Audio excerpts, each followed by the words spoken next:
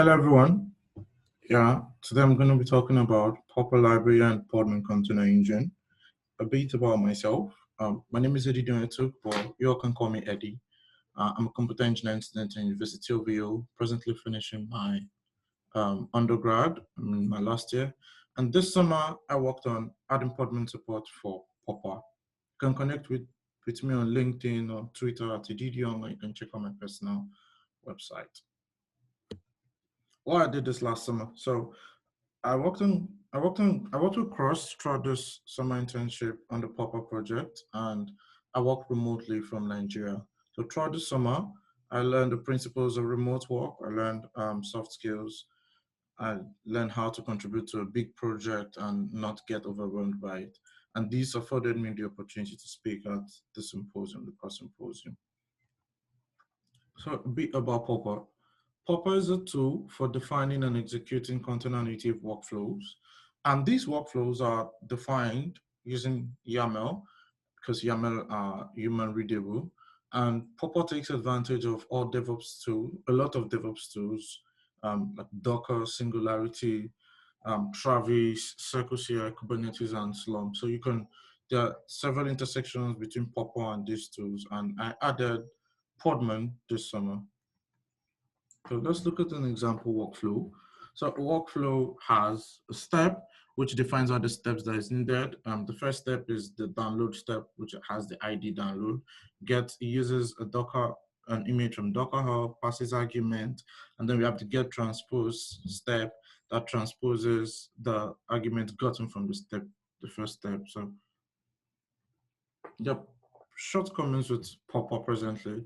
So Popper requires Docker daemon to execute workflows, although you can execute workflows using resource managers like Kubernetes, but you still need a Docker engine. Docker requires root privileges to work on a user's machine. So this means that every image created from running workflows in Popper are root-owned images because of the Docker privileges, and this presents a security risk. And how do we fix this? Podman. So Podman is a daemonless open source Linux native tool. Basically, what this means is it is designed to make executing container commands easy and without the root. So you can run all your commands. You don't need to add Podman to a root user. A good thing about Podman is it's supported by Red Hat because Red Hat developed it themselves.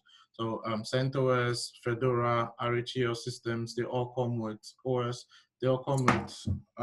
Podman installed, and they drop support for Docker. So it's fairly difficult to use Docker in CentOS in the Red Hat OS presently. So the Popper and Podman, I think they're both made for each other because Popper allows users to codify end-to-end scientific explorations and executing them on container engines, and adding support for one of the best a replacement for Docker, a container engine that's still replacing Docker. It's a good thing because now users are going to take advantage of the improvement of Podman over Docker. So let's take a look at an example workflow. Here, we're going to define a workflow in a wf.yaml file. And the workflow from the previous slide is what we're going to try to execute here. So we'll save it, and then we'll pass the Popper execute command. So Popper run -f and the file name. You can see it's running the first step, which is the download step. Step download runs successfully. Get transpose step. To get transpose run successfully, and the workflow has finished executing. So now let's look at how we can do this now with Podman. So here, first we're going to check the Podman version just to be sure that we have the right one, Podman 2. We'll do the same thing, wf the YAML, physics, exact same workflow, save it, and then we'll execute it, but this time we're going to add extra argument. We're going to add -e Podman. So this is to tell Popper to use the Podman container engine and not the default, which is Docker container engine.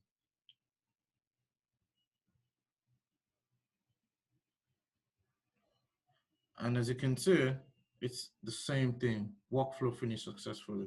So this tells you that there really isn't any difference between the two of them because of my work. So if you like what you saw, you can contribute to Popper at the link on the screen, and you can also join the Popper community. We need your help.